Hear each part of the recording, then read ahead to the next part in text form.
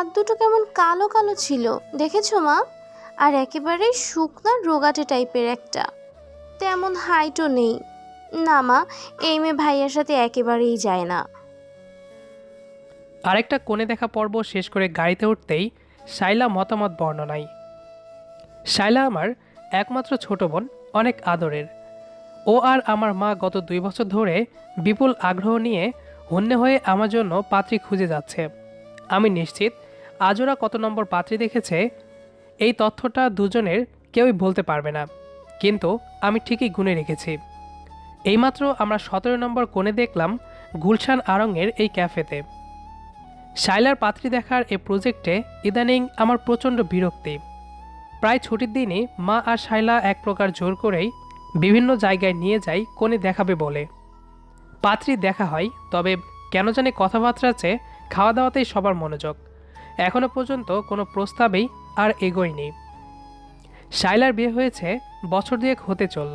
ওর husband Sohel পেশায় ব্যস্ত ব্যাংকার, অসম্ভব ভালো একটা ছেলে, থাকে উত্তরায়। কোণে দেখা প্রজেক্টের অন্যতম সদস্য এই সোহেল প্রতিটা ইভেন্টে আসে, সম্ভবত বইয়ের নির্দেশে। আজকের এই কোণে দেখার পর্বেও বরাবরের মতো শাইলার নেতৃত্বে মা, সোহেল আর আমি। কোণে পেশায় ব্যাংকার, নামে একটা বেসরকারি বিশ্ববিদ্যালয়ের বিজনেস গ্র্যাজুয়েটেড। লালমাটিয়া থেকে বেশ কষ্ট করে বড় বোনকে নিয়ে এই গুলশানে এসেছে আমাদের সাথে দেখা করতে। সত্যি বলতে কি, একরাশ মুগ্ধতা নিয়েই মেয়েটার সাথে পুরোটা সময় কাটালাম। নিঃসন্দেহে অসম্ভব স্মার্ট আর গুণী মেয়ে, অল্প আলাপেই তা বুঝে গেলাম। বর্তমানে বেসরকারি একটা ব্যাংকের ধানমন্ডি ব্রাঞ্চে আছে।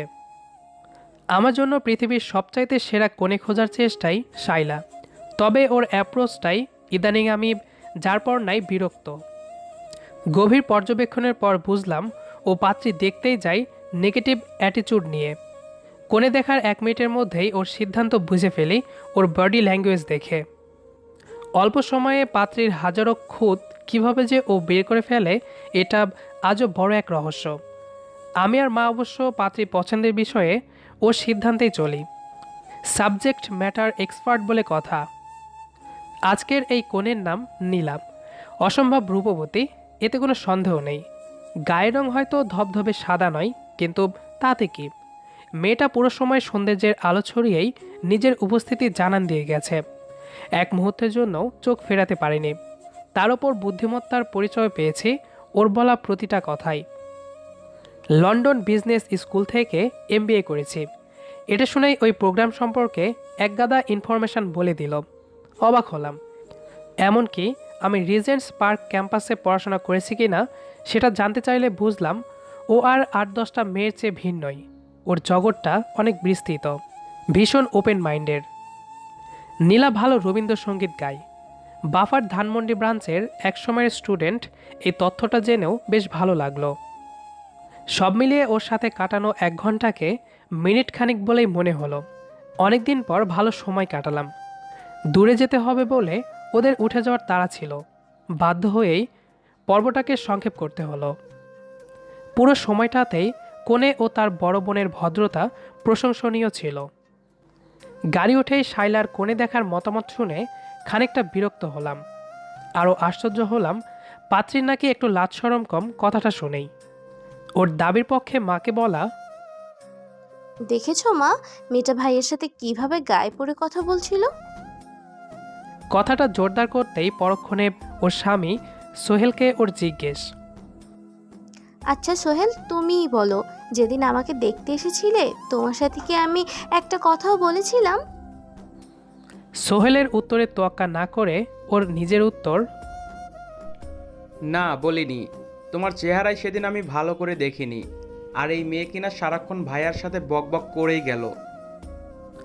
আমি, মা আর গাড়ি চালানোরত সোহেল শাইলার একতরফা কথার নির্বাক শ্রোতা। বরাবরের মতো এই প্রস্তাবটাও অঙ্কুরেই শেষ, আমার মতামতের তোয়াক্কা না করেই। শাইলাই ফোনে বিয়ের মধ্যস্থতাকারীকে জানিয়ে দেয় কোনে পছন্দ হয়নি।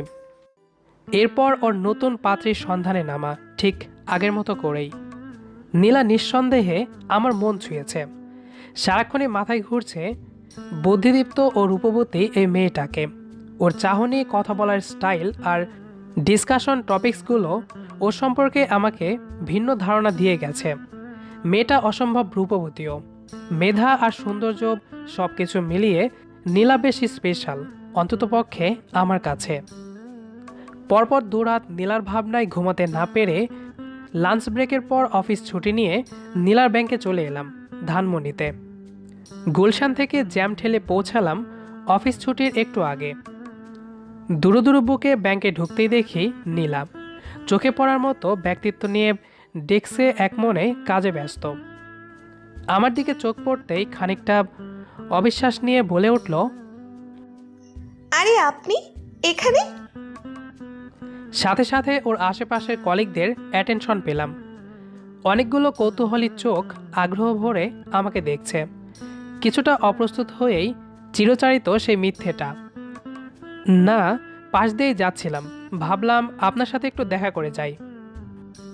খুব খুশি হলাম, একটু বসুন, আমি মিনিট 10-এর মধ্যেই ফ্রি হয়ে যাব। বুদ্ধিদীপ্ত চাহনিতে আমার প্ল্যানটা বুঝে যাওয়ার স্পষ্ট ইঙ্গিত ছিল। নিজেই আমার জন্য দ্রুত চায়ের ব্যবস্থা করে শেষ মুহূর্তের কাজের ব্যস্ততায় ডুবে গেল।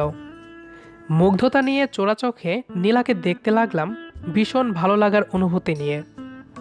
ওর দুজন কলিগ পুরো বিষয়টিতেই সজাগ ছিল। হয়তো ধরাও খেয়ে গেলাম অভিজ্ঞদের কাছে। Who cares. অফিস শেষে নীলা কাছের একটা রেস্টুরেন্টে নিয়ে গেল ওখানকার চাইনিজ ফুড ভালো বলে। অনেকটা সময় কাটলো উদ্দেশ্যহীন কথাবার্তা বলে। এরপর টানা 2 মাস আমাদের ফোনে কথা হয়, মাঝে মাঝে ধানমন্ডি বা তার আশেপাশে টু মারা। এরপর নীলাকে বিয়ে করার চূড়ান্ত সিদ্ধান্তটা একদিন বাসায় জানিয়ে দিলাম। মা বাবা দুজনেই এতে বেশ খুশি। শেষ পর্যন্ত নিজের পছন্দের মেয়ে খুঁজে পেয়েছি বলে। বিপত্তি ঘটল শায়লাকে নিয়েই। খবরটা শুনেই 8 ঘন্টার মধ্যে সোহেলকে নিয়ে উত্তরা থেকে ও বনানীতে এসেই আমার কাছ থেকে তথ্যটা কনফার্ম হলো। এই নীলা কি সেই নীলা? নিশ্চিত হতেই বেশ ব্যথিত হলো। তবে ওর কষ্ট কি পাত্রী দেখার প্রজেক্টটা শেষ হয়ে যাওয়াতে না নীলাকে নেওয়ার বিয়ের চূড়ান্ত সিদ্ধান্তে তা বুঝতে পারেনি।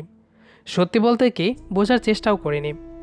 আমার সিদ্ধান্তটা যে অনেক ভেবেই নেওয়া, নিশ্চিত হয়েই। আমার কাছে পাত্তা না পেয়ে শায়লা বেশ খানিকক্ষণ নীলার খুঁতগুলো মায়ের সাথে আলোচনা করতে চাইলেও খুব একটা সুবিধা করতে পারল না। শেষমেশ সোহেলকে নিয়ে রাতের খাবার না খেয়েই চলে গেল, সম্ভবত অভিমান করে।